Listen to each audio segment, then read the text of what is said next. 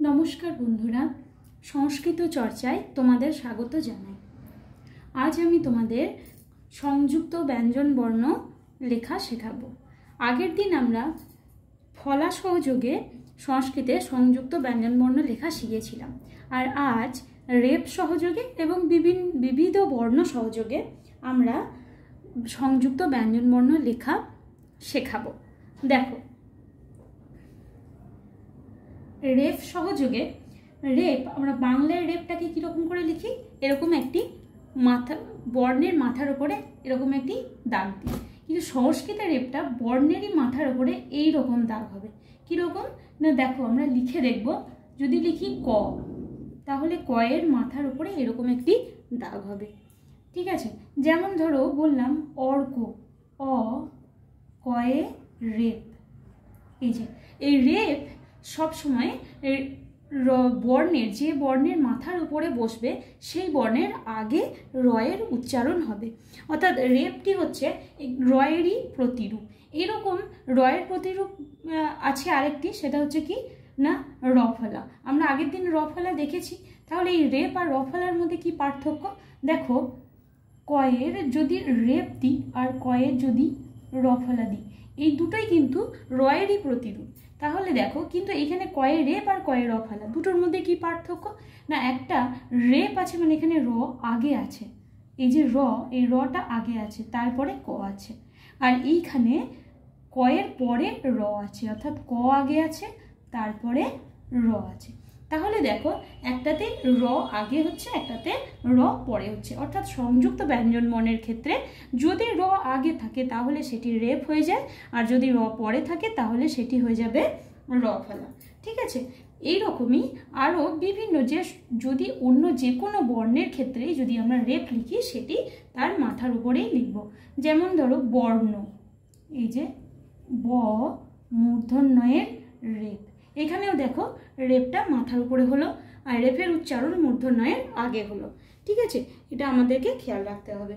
তাহলে তারপরে দেখো হয়ের রেপ, ময়ের রেপ, যাই হোক না কেন সব কিছুই কিন্তু বর্ণের মাথার উপরে একটি এরকম চিহ্ন হবে, তাহলে সেটা বুঝতে হবে রেপ।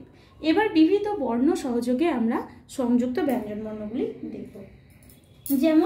যেমন ধরো ন যোগে যদি আমরা করি, ন যোগে যদি করি, তাহলে ন যোগে কীরকম হবে না, দন্তের নয়ের সঙ্গে কোনো যদি ব্যঞ্জন বর্ণ যুক্ত করি তাহলে সেটি কীরকম লিখতে হবে। যেমন ধরো কয়ের সঙ্গে যদি দন্তের ন যুক্ত করি তাহলে এই রকম হবে, কটা অর্ধেক লিখে তার সঙ্গে দন্তের ন। গয়ের সঙ্গে যদি দন্তের ন যুক্ত করি তাহলে এরকম হবে। তারপরে পয়ের সঙ্গে দন্তের ন যোগ করলে এরকম হবে। ঠিক আছে, তারপরে দেখো তালব্যস্বয়ের সাথে যদি দন্তন্য যোগ করি তাহলে এরকম হবে। হয়ের সাথে যদি দন্তন্য, দেখো এটা ঠিকই যাবে না, এরকম হবে। হয়ের সাথে যদি দন্তন্য যোগ করি, এটা একটু খেয়াল রাখবে, হয়ের ভিতরে হবে। সবসময় আমরা আগেও বলেছি যে হয়ের সঙ্গে যুক্ত বর্ণ বেশিরভাগ হয়ের ভিতরেই হয় এরকম। তো এরকম এই যোগে যদি আমরা কিছু বা শব্দ লিখি তাহলে শব্দ কিভাবে লিখব? দেখো, যদি লিখি অগ্নি, অ গয়ে দন্তের নয়ে হস্যি, অগ্নি। তারপরে যদি লিখি স্নেহ, দন্তের শয়ে দন্তের নয়ে একার হ, স্নেহ। তারপরে দেখো যদি লিখি পূর্বাহ্ন, পয়ে দীর্ঘ, বয়ে রেপ আকার, হয়ে দন্তের নয়। দেখো এখানে দেখো পয়ে দীর্ঘ, অর্থাৎ দীর্ঘকারের একটা প্রয়োগ আমি লিখলাম, আবার বয়ের রেপ লিখলাম, তার সঙ্গে হয়ে দন্তে নয়, অনেক কিছুই শেখা হয়ে গেল।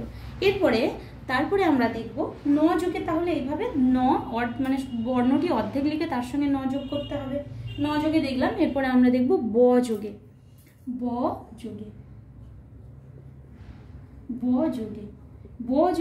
যদি আমরা দেখি তাহলে কি হবে, কিরকম করে লিখতে হবে। যদি ধরো কয়ে বয়ে লিখি, ক তার সঙ্গে অর্ধেক ব, এইরকম। ঠিক আছে, ধয়ে বয়ে লিখলে ধ তার সঙ্গে অর্ধেক ব। ঠিক আছে, তারপরে দেখো তালব্য শয়ে বয়ে লিখলে তালব্য স, তার সঙ্গে অর্ধেক ব। দেখো বর্ণ যদি আমি এর সঙ্গে কিছু শব্দ লিখি তাহলে দেখো কিরকম করে লিখবো। যদি লিখি অশ্ব, অ তালব্য শয়ে বয়ে অশ্ব, ঠিক আছে।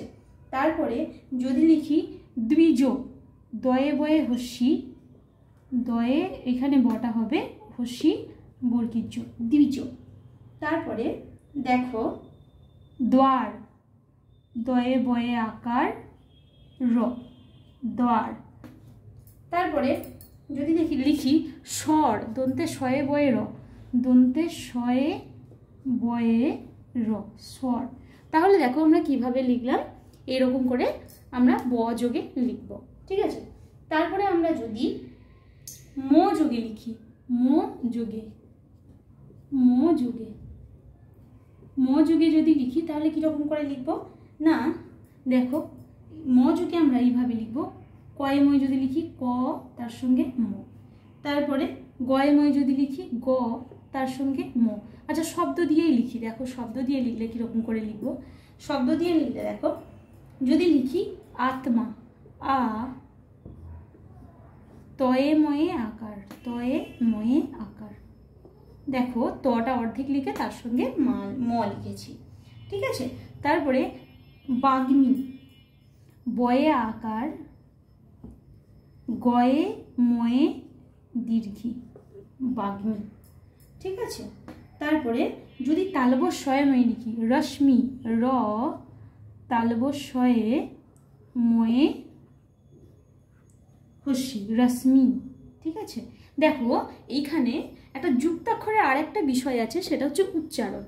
বাংলাতে আমরা সবসময় প্রত্যেকটা বর্ণের উচ্চারণ করি না, কিন্তু সংস্কৃতের ক্ষেত্রে প্রত্যেকটি বর্ণের উচ্চারণ করতে হবে। যেমন ধরো বাংলায় আমরা এটাকে কি বলবো, আত্মা, কারণ এখানে ময়ের উচ্চারণ বাংলার ক্ষেত্রে আমরা করি না, কিন্তু সংস্কৃত ভাষার ক্ষেত্রে সংযুক্ত বর্ণের প্রত্যেকটি বর্ণের উচ্চারণ হবে। যেমন এখানে আ আছে, তয়ময় আকার আছে, তাহলে হবে আত্মা, বাগ্মী, রশ্মি। এখানে দেখো কয়ে বয়ে ক, ধ্ব, স্ব, তার মানে অশ্ব, দ্বিজ, দ্বার, স্বর। এইভাবে কিন্তু প্রত্যেকটি বর্ণের উচ্চারণ করতে হবে, ঠিক আছে। দেখো তারপরে আমরা য় যোগে, য় যোগে যদি করি,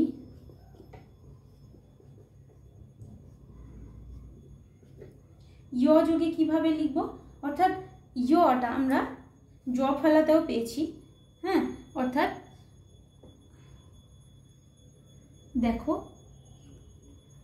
কয়ের ইয়, তাহলে কি হবে, এখানে কয়ের সঙ্গে ইয়, ঠিক আছে। যদি তাহলে এটা কিরকম করে দেখা, বাক্য, বয়ে আকার কয়ের ইয়, উচ্চারণ কিরকম হবে, বাক্যা, ইয়। এখানে কিন্তু এই যে জ লিখেছি, সংস্কৃতের উচ্চারণ হয় ইয়, তাহলে এখানে উচ্চারণ হবে বাক্যা। তারপরে দেখো যদি লিখি শయ్যা, সজ্জা, বাংলায় যেটাকে আমরা বলি শয্যা, সংস্কৃতে সেটা হবে শయ్যা, ইয়ের ইয়, অর্থাৎ অন্তের জয়ের জ ফেলা আকার, শయ్যা বিসর্গ দিয়ে দিলাম। তাহলে অন্তের শয্যা, দেখো এটা যদি নাও দিই তাহলে অন্তের জয়ের জ ফেলা আকার, এটা সংস্কৃতে হবে ইয়ের ইয় ফেলা, তাহলে উচ্চারণ কি হবে, শయ్যা। তারপরে থয়ে জ ফেলা যদি করি পথ্য, প থয়ের ইয় ফেলা পথ্যম, ঠিক আছে। তারপরে তয়ে জ ফেলা অমাত্য, অ ময়ে আকার তয়ে জ ফেলা, অর্থাৎ অর্ধেক বর্ণটি লিখে তার সঙ্গে ইয়।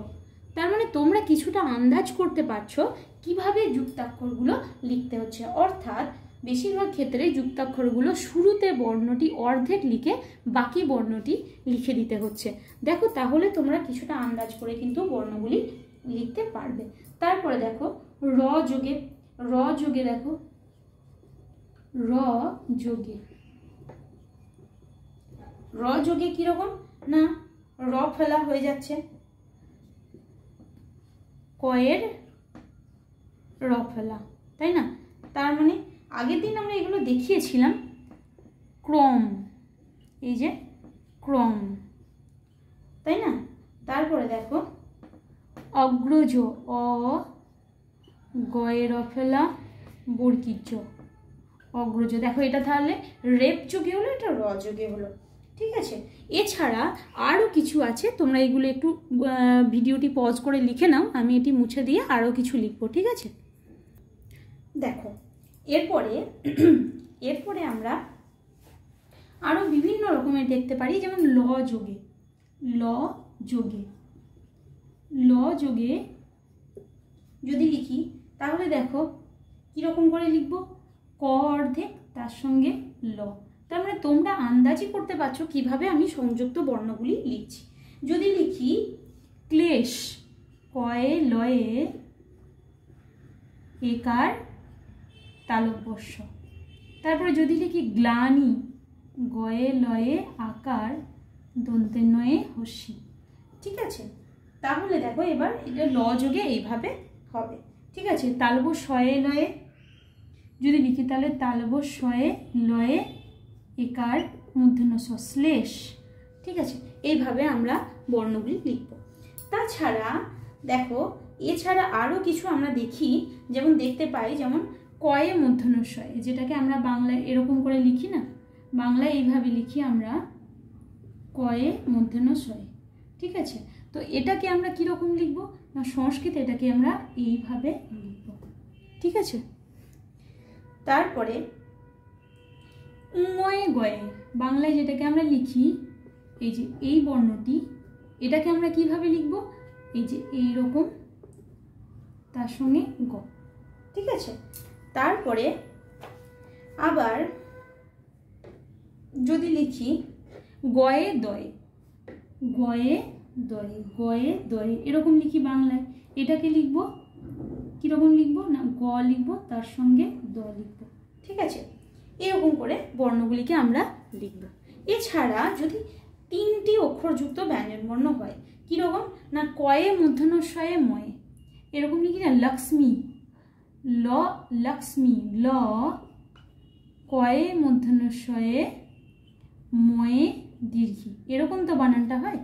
তাহলে এর সংস্কৃতটা কিভাবে লিখবো আমরা, ল তো সংস্কৃতে এরকমই, তার সঙ্গে আমরা দেখে নিয়েছি কয়ে মূর্ধন্য শয়ে কীরকম হয়, কয়ে মূর্ধন্য শয়ে দেখে নিয়েছি, তার সঙ্গে আমরা এবার মটা লাগাতে হবে। তার মানে কয়ে মূর্ধন্য শয়টাকে অর্ধেক করতে হবে, তার সঙ্গে ম লিখতে হবে, তার সঙ্গে দীর্ঘ দিতে হবে। ঠিক আছে, এইভাবে আমরা লিখব। তারপরে দন্তের নয়ে দয়ে র ফেলা, যেমন ধরো ইন্দ্র, ইন্দ্র, এখানে দেখো ইন্দ্রটা হস্যইটা আমরা জানি এইভাবে লিখতে হয়, তার সঙ্গে দন্তের ন, তার সঙ্গে দয়ের র ফেলা আমরা দেখেছি কিভাবে লিখতে হয়। তাহলে এরকম করে আমরা লিখব ইন্দ্র। তারপরে রাষ্ট্র, যদি লিখি রাষ্ট্র, তাহলে কীরকম লিখব, রয়া আকার, দেখো মূর্ধন্য শয়ে টয়ে র ফেলা, তাহলে এখানে মূর্ধন্য শটা অর্ধেক লিখব, তার সঙ্গে ট লিখব, আর র ফেলা কীরকম দিতে হয় তো আমি বলেই দিয়েছিলাম, এরকম র ফেলা। ঠিক আছে, তাহলে সেটা হয়ে যাবে রাষ্ট্র। তারপরে ময়ে পয়ে র ফেলা, সম্প্রীতি। আচ্ছা দেখো আমরা যদি লিখি সম্প্রীতি, দন্তের স ময়ে পয়ে র ফেলা দীর্ঘী তয়ে হস্যি, সম্প্রীতি এরকম লিখি, তাহলে এটা কিভাবে লিখব না, দন্তের স ম অর্ধেক তার সঙ্গে প, পয়ের র ফেলা দীর্ঘী তয়ে হস্যি। এইভাবে আমরা সংযুক্ত ব্যঞ্জন বর্ণগুলিকে লিখব। তারপর যদি লিখি তয়ে তয়ে, ত তার সঙ্গে ত, এইভাবে। আর যদি তয়ে তয়ে রেপ জ ফেলা, মানে যদি ধরো এরকম লিখি মর্ত, ঠিক আছে, যদি লিখি মর্ত, ম তয়ে তয়ে রেপ জ ফেলা, তাহলে কীরকম লিখব না, এরকম ম তয়ে তয়ে, তয়ে তয়ে এইভাবে লিখতে হয়, তয়ে তয়ে তার সঙ্গে য় আর তার উপরে একটা রেপ। ঠিক আছে, এইভাবে হবে মর্ত। তারপরে যদি লিখি চর্চা, চ চয়ে চয়ে রেপ চফলা চর্চা, যদি এরকম করি, এরকম বানানটা যদি করি,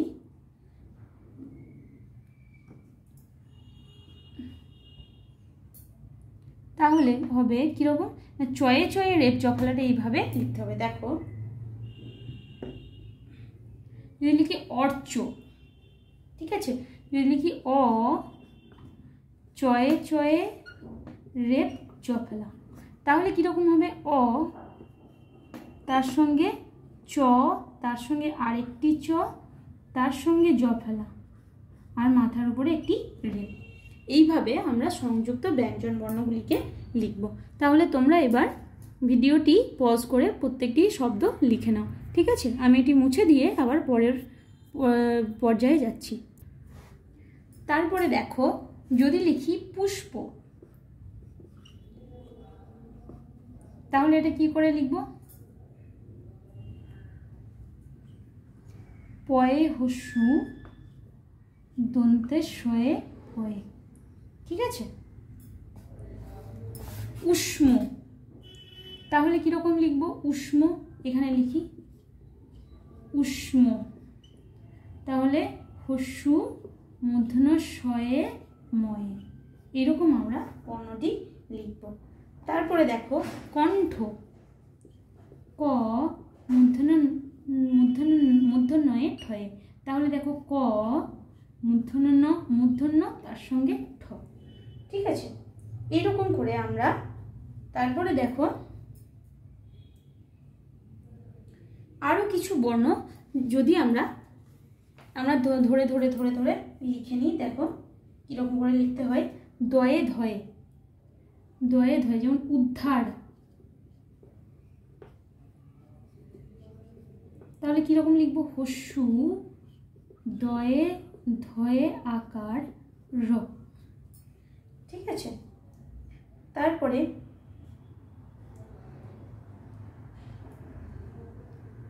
দেখো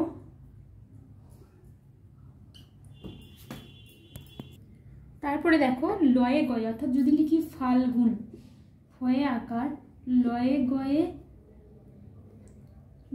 গয়ে হস্যু দন্ত, তাহলে কিরকম লিখবো না, ফ আমরা জানি ফয়ের আকার ল তার সঙ্গে গ, অর্থাৎ লয়ের দাগটা আমরা পুরো দিলাম না, হস্যু দন্তের না, ঠিক আছে। এইভাবে আমরা সংযুক্ত বর্ণগুলি লিখব।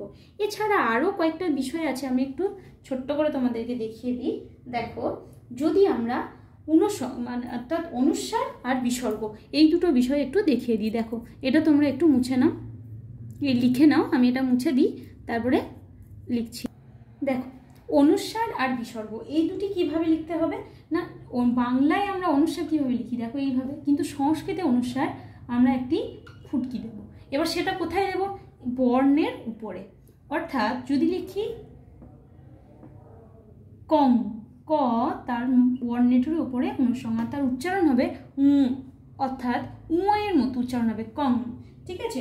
যেমন ধরো বলি শঙ্কর, যদি বলি শঙ্কর, তালব্যস্য অনুসং ক র, তাহলে দেখো তালব্যস্য অনুসং, সং, এখানে অনুসংয়ের উচ্চারণ হলো তালব্যস্যের পরে, এবার যার পরে অনুস্বারের উচ্চারণ হবে তার মাথার উপরে একটি বিন্দু হবে, তাহলে সং অর্থাৎ তালব্যস্যের ওপরে বিন্দু হলো, দিয়ে হলো শঙ্কর। তারপরে সংগ্রহ, দন্তেস্য অনুসং গয়ের ফলা হ, সংগ্রহ, তাহলে এখানে দেখো সং অর্থাৎ দন্তে শয়ের পরে অনুসংয়ের উচ্চারণ হলো, তাই দন্তে শয়ের মাথার উপর একটি বিন্দু হলো, ঠিক আছে। এইরকম করে আমরা অনুস্বারটা লিখবো। আর বিসর্গ কিভাবে লিখবো, বিসর্গ কিছুই নয়, বর্ণের পরে দুটি বিন্দু, যেরকম আমরা বাংলায় লিখি সেইভাবেই লিখবো। কীরকম না, দেখো যদি লিখি নরহ, দন্তের ন র বিসর্গ নরহ, ঠিক আছে। হ্যাঁ, এই বিসর্গের উচ্চারণ কিন্তু হয়ের মতো হয়, নরহ, ঠিক আছে। তারপরে দেখো তপহ, ত প বিসর্গ তপহ, ঠিক আছে। তারপরে নভঃ, দন্তের ন ভ বিসর্গ, তাহলে দেখো বিসর্গের উচ্চারণ হচ্ছে হয়ের মতো, নভঃ তপঃ, এইরকম। ঠিক আছে। তো এইভাবে আমরা সংযুক্ত ব্যঞ্জন বর্ণগুলি এইরকম করেই আরও যেগুলো মাথায় আসবে আমরা খাতায় প্র্যাকটিস করব। যদি কোনো একটা লিখতে অসুবিধা হয় তোমাদের, সেটা তুমি কমেন্টে লিখে জানাবে যে এই বর্ণটি আমাকে শিখিয়ে দিন, আমি অবশ্যই সেটা শিখিয়ে দেব। ঠিক আছে, আজ এইটুকুই থাক। তোমাদের ক্লাসটি যদি ভালো লেগে থাকে তাহলে লাইক, শেয়ার, সাবস্ক্রাইব করবে, এবং যদি তোমরা আমাকে কিছু প্রশ্ন করতে চাও তাহলে অবশ্যই কমেন্ট বক্সে লিখবে, আমি সেই কমেন্টের উত্তর দেবো। ঠিক আছে, ধন্যবাদ। আজ এইটুকুই থাক, পরের দিন আমরা পদ পরিচয় শিখব। ধন্যবাদ।